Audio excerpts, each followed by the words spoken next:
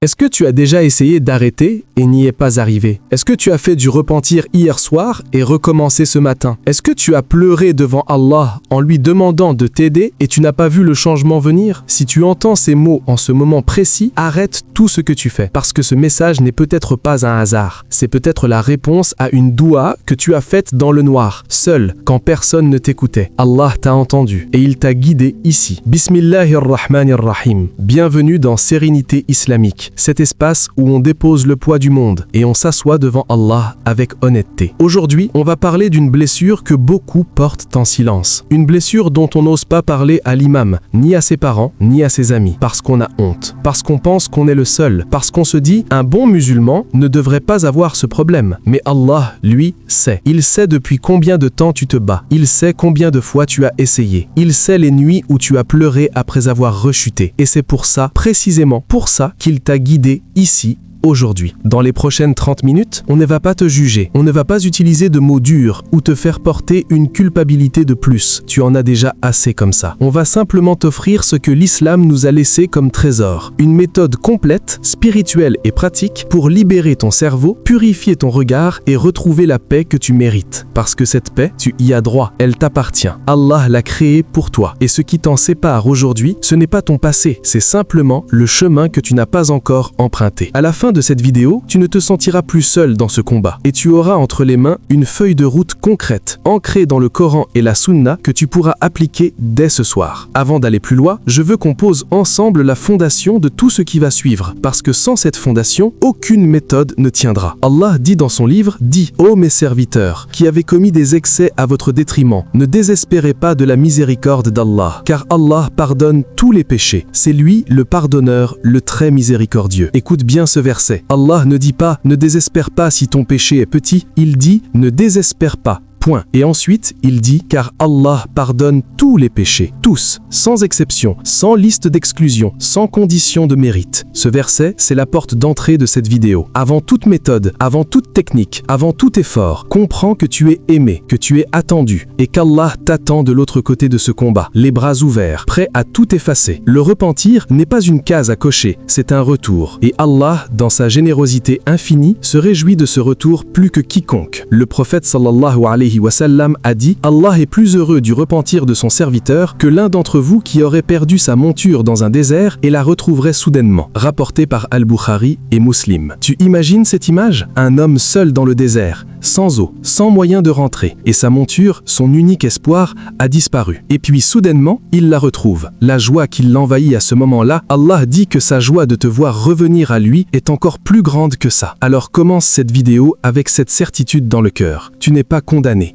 tu n'es pas sans espoir, tu es simplement en chemin, et Allah est avec toi sur ce chemin. Maintenant, parlons de ce qui se passe réellement. Imagine un homme qui marche dans un jardin magnifique, un jardin parfait, avec des couleurs que tu n'as jamais vues, des parfum qui apaise l'âme, et au détour d'un chemin, il aperçoit une fleur extraordinaire. Il s'arrête, il la regarde, elle est magnifique. Il tend la main et la touche doucement, puis il continue son chemin. Mais le lendemain, il revient, et le surlendemain. Et chaque jour, il reste un peu plus longtemps, un peu plus près, jusqu'au jour où cette fleur devient une obsession. Il y pense la nuit, il y pense le matin. Il ne peut plus profiter du reste du jardin, des milliers d'autres merveilles, parce que son regard est captif de cette seule fleur. Et un jour, la fleur commence à se fanir. Elle perd ses couleurs, elle ne sent plus bon. Mais l'homme revient quand même, parce que ce n'est plus la fleur qu'il cherche, c'est la sensation, l'habitude, la dépendance. C'est ainsi que fonctionne la dépendance visuelle. Ce n'est pas une faiblesse de caractère, ce n'est pas un manque de foi, c'est une mécanique cérébrale précise que le prophète sallallahu alayhi wa sallam a décrite il y a 14 siècles et que la neuroscience ne fait que confirmer aujourd'hui. Le premier regard n'est pas toujours volontaire. Une image sur un écran, une affiche dans la rue, une scène dans une vidéo qu'on ne cherchait pas, ça arrive. Ce n'est pas un péché, mais le second regard, c'est là que tout commence. C'est là que le choix t'appartient et c'est là que se joue ton combat. Allah dit dans son livre, dit aux croyants de baisser leur regard et de garder leur chasteté. C'est plus pur pour eux. Allah est parfaitement informé de ce qu'ils font. Remarque quelque chose dans ce verset. Allah dit « baisser leur regard » au pluriel. Ce n'est pas une métaphore. C'est une instruction précise, ciblée sur l'organe par lequel entre la fitna. Et ensuite, il dit « c'est plus pur pour eux ». Pas « c'est obligatoire », pas « sinon vous serez punis », mais c'est plus pur. Allah nous montre le bénéfice avant la règle, parce qu'il veut que tu comprennes pourquoi, pas seulement que tu obéisses par peur. Et la fin du verset est bouleversante.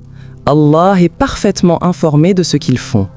Ce regard que tu baises dans la rue, seul, quand personne ne te voit, ce nom que tu dis dans le silence de ta chambre, Allah le voit, il le note, il le récompensera. Maintenant, parlons de ce que la science dit. Pas pour remplacer la révélation, mais pour te montrer que la révélation avait raison bien avant que les laboratoires ouvrent leurs portes. Les chercheurs en neurosciences appellent ça le circuit de la récompense. Au centre de ce circuit, il y a une petite structure dans ton cerveau appelée le noyau accumbens. Quand tu vois quelque chose qui te procure du plaisir, une image, une vidéo, un contenu explicite, ce noyau libère une molécule, la dopamine. La dopamine, c'est la molécule du désir, pas du plaisir, du désir. Elle ne te rend pas heureux, elle te donne envie d'avoir plus. C'est une molécule qui dit « encore, encore, encore ». Et c'est exactement la même molécule qui est libérée dans le cerveau d'un drogué quand il prend de l'héroïne. Chaque fois que ton cerveau absorbe une image impure, il crée ce qu'on appelle une synapse, une connexion entre deux neurones. La première fois, cette connexion est fine, fragile, comme un sentier dans une forêt. Mais la deuxième fois, elle s'épaissit un peu. La troisième fois, encore plus. Et avec le temps, après des semaines, des mois, des années de répétition, ces sentiers deviennent des autoroutes, larges, rapides, presque automatiques. C'est pour ça que tu n'arrives pas à juste arrêter. Ce n'est pas parce que tu es faible, c'est parce que ton cerveau a construit des autoroutes que tu empruntes par réflexe avant même d'avoir eu le temps de réfléchir. Mais voici ce que la science a découvert et ce que l'islam savait depuis toujours. Le cerveau peut se reconstruire. On appelle cela la neuroplasticité. Le cerveau n'est pas fixe, il n'est pas gravé dans le marbre. Il se remodèle en permanence en fonction de tes habitudes, de tes pensées, de tes actions répétées. Quand tu arrêtes d'emprunter une autoroute neuronale, elle commence à se dégrader, lentement d'abord, puis de plus en plus vite. Et pendant ce temps, les nouveaux chemins que tu crées par le vikr, par la prière, par les bonnes habitudes, deviennent eux-mêmes des autoroutes. En islam, on appelle cela la taouba sincère, le repentir qui ne se contente pas de regretter, mais qui reconstruit, qui remplace, qui transforme. Le prophète sallallahu alayhi wa sallam a dit: le regard est une flèche empoisonnée parmi les flèches d'Iblis. Celui qui l'abandonne par crainte d'Allah, Allah lui accordera une foi dont il trouvera la douceur dans son cœur. Rapporté par Al-Hakim, authentifié par Al-Albani. Une flèche empoisonnée. Le prophète sallallahu alayhi wa sallam aurait pu dire un péché. Il aurait pu dire une faute. Il a choisi l'image de la flèche empoisonnée. Pourquoi? Parce qu'une flèche empoisonnée, ça ne fait pas mal tout de suite. Ça entre doucement et le poison se répand lentement, silencieusement, jusqu'à atteindre des organes vitaux. C'est exactement ce que fait la dépendance visuelle. Au début, on pense que c'est anodin. Ce n'est qu'une image, ce n'est que quelques minutes, ça ne fait de mal à personne. Mais ce poison-là, avec le temps, atteint la salate, tu n'arrives plus à te concentrer. Il atteint le Coran, les mots ne touchent plus ton cœur. Il atteint tes relations, tu regardes les gens différemment. Il atteint ta relation avec Allah, une honte qui s'installe, une distance qui grandit. Mais remarque la deuxième partie du hadith. Celui qui l'abandonne par crainte d'Allah, Allah lui accordera une foi dont il trouvera la douceur dans son cœur. La récompense n'est pas seulement le paradis dans l'au-delà. La récompense commence ici, maintenant, dans ce monde. La douceur de la foi. Cette sensation que les gens qui prient avec khushu connaissent. Cette paix que tu ressens après une bonne action sincère, cette légèreté après une taouba honnête. Cette douceur, elle t'attend. Elle est de l'autre côté de ce combat. Et si tu portes ce poison depuis des années, sache que des antidotes existent. Ils sont dans notre dîn, et on va les parcourir ensemble, un par un. Le prophète sallallahu alayhi wa sallam n'était pas un ascète enfermé dans une cave, loin du monde. Il vivait dans une société. Il se déplaçait dans les marchés, il côtoyait des hommes et des femmes, il subissait les mêmes tentations humaines que nous, sans le confort d'un monde numérique filtré, sans application de blocage, sans aucun des outils que nous avons aujourd'hui. Et pourtant, il était le plus pur des hommes dans son regard, dans son cœur, dans ses actes. Et il nous a laissé, par sa sunna bénie, une méthode. Pas de théologie abstraite, une méthode concrète, applicable, éprouvée. Premier outil. La riposte immédiate du regard. Il a dit à Ali, radiyallahu anhu, son cousin, son gendre, l'un des hommes qu'il aimait le plus, « Ô Ali, ne fais pas suivre un regard d'un autre regard. Le premier était pardonné, mais le second ne l'est pas. » rapporté par Abu Daoud, numéro 2149. Cette hadith est d'une précision chirurgicale. Le prophète sallallahu alayhi wa sallam ne dit pas « ne regarde jamais ». Il dit « le premier regard, celui qui arrive sans que tu l'aies cherché, il est pardonné ». Allah comprend que tu es humain, que tu vis dans un monde, que tes yeux voient des choses que tu n'as pas demandé à voir. Ce qui te définit, c'est la seconde qui suit. Cette seconde-là, c'est tout. C'est elle qui détermine si le circuit de la récompense s'enclenche ou si la flèche s'enfonce ou si elle tombe inerte sur le sol. Étraîne-toi à cette réaction. Dès que ton regard se pose sur quelque chose d'impropre, que ce soit dans la rue, sur un écran, sur les réseaux sociaux, ta réaction doit devenir automatique. Détourne les yeux, immédiatement, sans négociation, sans juste une seconde. Au début, tu vas devoir le décider consciemment. Ce sera difficile, ça demandera un effort réel. Mais avec la répétition, avec la neuroplasticité que nous avons évoquée, cette réaction deviendra un réflexe, un nouveau chemin dans ton cerveau. Les sportifs de haut niveau appellent ça le réflexe entraîné. Un gardien de but ne décide pas de plonger, son corps le fait avant que son cerveau conscient ait eu le temps de donner l'ordre, parce qu'il a répété ce geste des milliers de fois. Toi, tu peux entraîner le réflexe de détourner le regard, 1000 fois, 10 000 fois, jusqu'à ce que ça devienne ta nature. Deuxième outil, le dhikr comme barrière mentale. Le problème avec les images impures, c'est qu'elles ne restent pas toujours sur l'écran. Elles s'impriment dans la mémoire. Et des heures, parfois des jours plus tard, elles ressurgissent. Souvent la nuit, souvent quand tu es seul, souvent quand tu es fatigué et que ta garde est basse. C'est là qu'intervient le deuxième outil. Le cerveau ne peut pas traiter deux pensées avec la même intensité au même moment. C'est une limite neurologique. Quand une image impure surgit dans ton esprit, ton cerveau consacre toutes ses ressources à la traiter, à l'amplifier, à la prolonger. Ce processus peut être interrompu. La technique, dès qu'une image surgit dans ton esprit, avant qu'elle s'installe, avant qu'elle se développe, dis immédiatement, à voix haute si possible, sinon dans ton cœur, « A'udhu billahi minash shaytanir rajim ». Puis enchaîne sur le dhikr. Répète « Subhanallah, Alhamdulillah, La ilaha illallah, Allahu Akbar ». Ne laisse aucun espace, occupe le circuit, inonde ta pensée de quelque chose de pur jusqu'à ce que l'image se dissolve.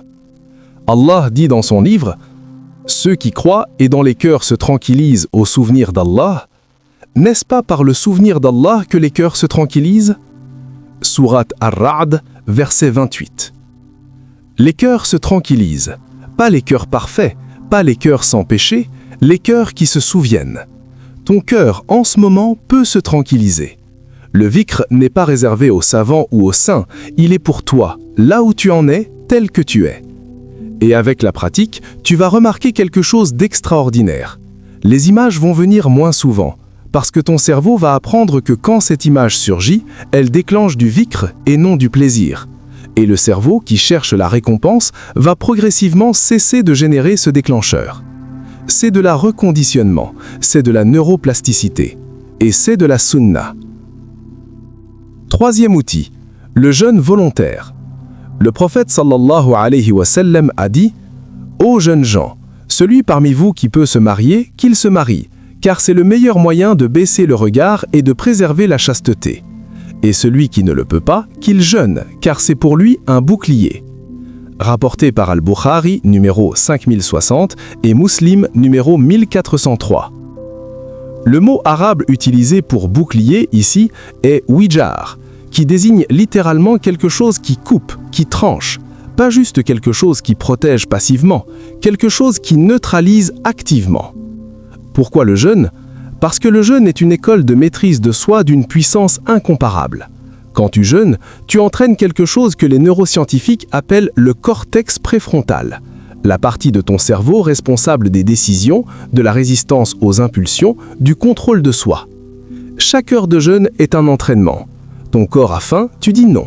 Ton corps a soif, tu dis non. L'odeur du repas de ta mère arrive dans la pièce, tu dis non.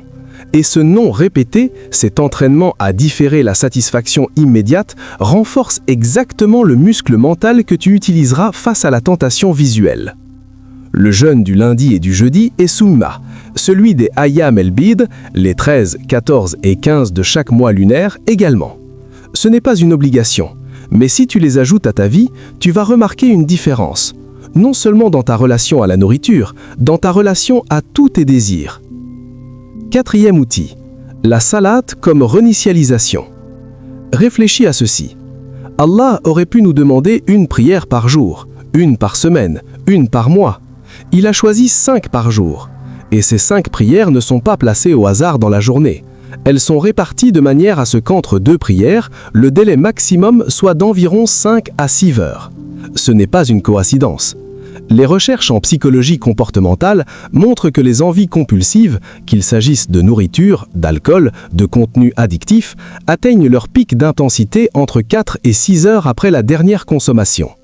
Après ce pic, sans alimentation, l'envie diminue. Allah a programmé une réinitialisation obligatoire avant que ton cerveau atteigne ce pic critique. Mais seulement si tu pries vraiment, pas mécaniquement, pas en pensant à autre chose, en étant présent, en comprenant ce que tu dis, en te souvenant devant qui tu te tiens.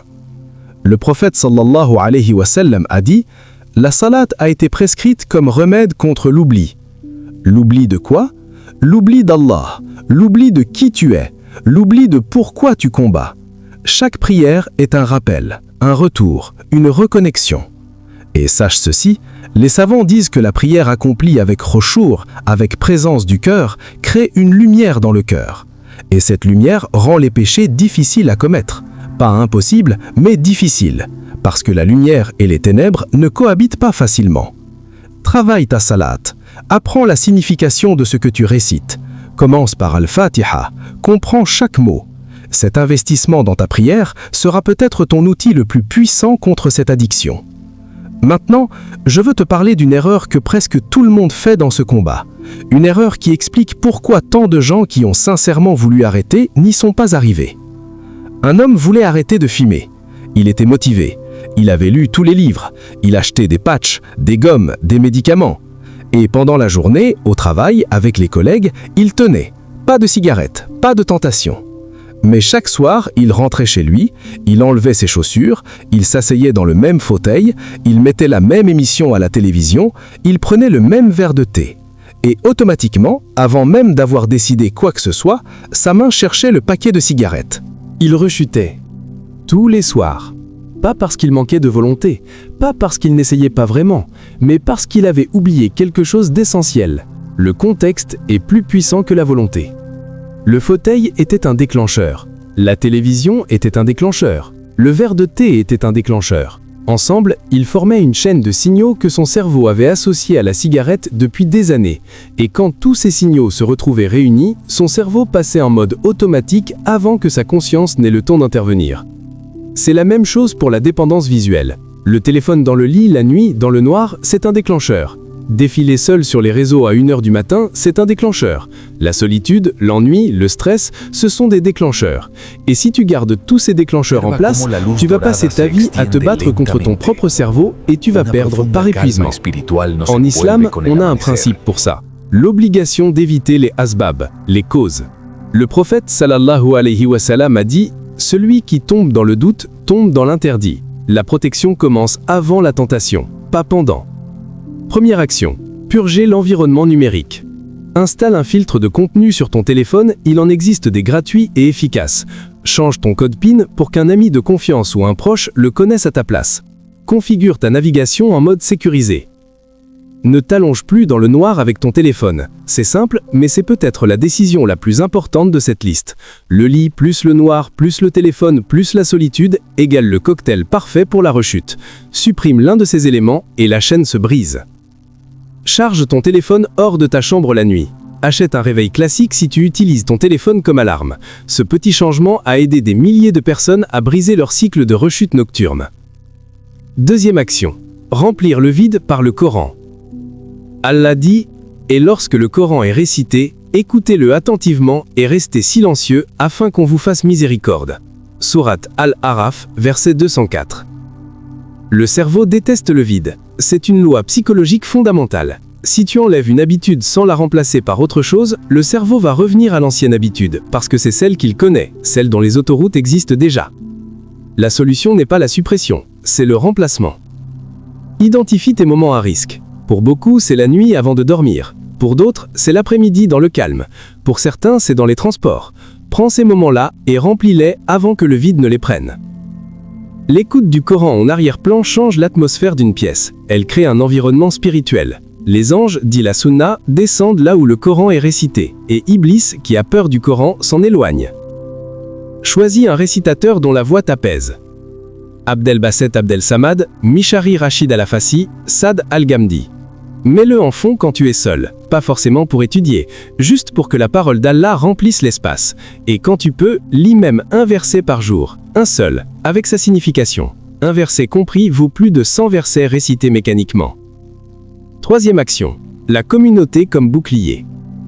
Le prophète sallallahu alayhi wa sallam a dit « L'homme suit la religion de son ami intime, que chacun regarde donc qui il prend comme ami intime. » Ce n'est pas une métaphore, c'est une loi sociale. Tes fréquentations définissent ton niveau spirituel souvent plus que ta volonté personnelle. Un homme qui fréquente des gens qui parlent d'Allah, qui se rappellent mutuellement les prières, qui se soutiennent dans les difficultés, cet homme aura infiniment plus de facilité à combattre ses démons qu'un homme seul.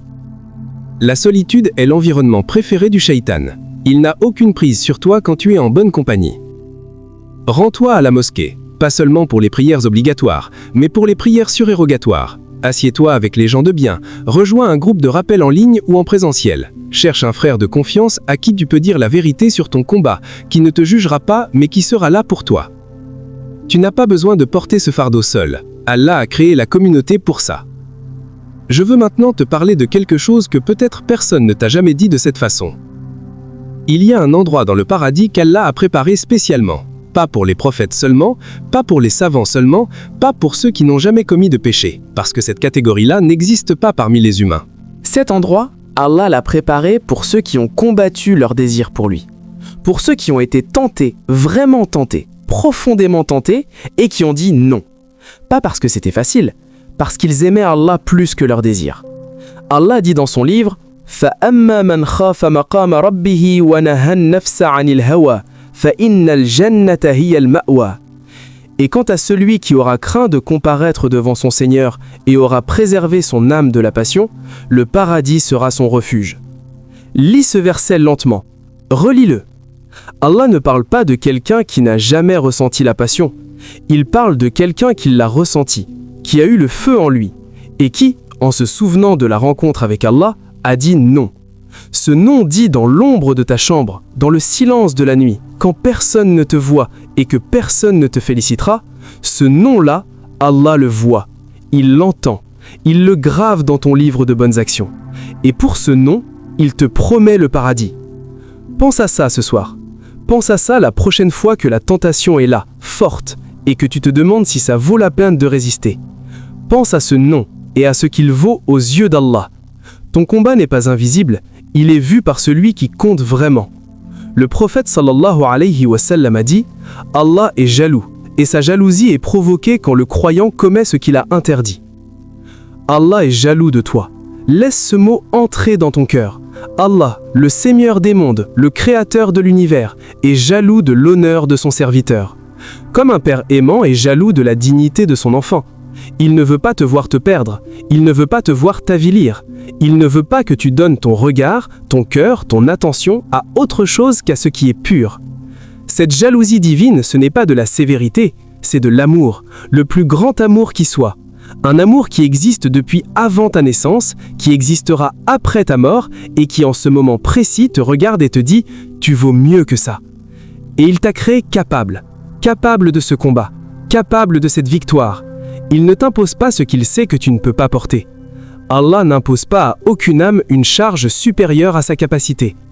Ce combat est difficile, mais il est à ta mesure. Allah le sait, et il est avec toi.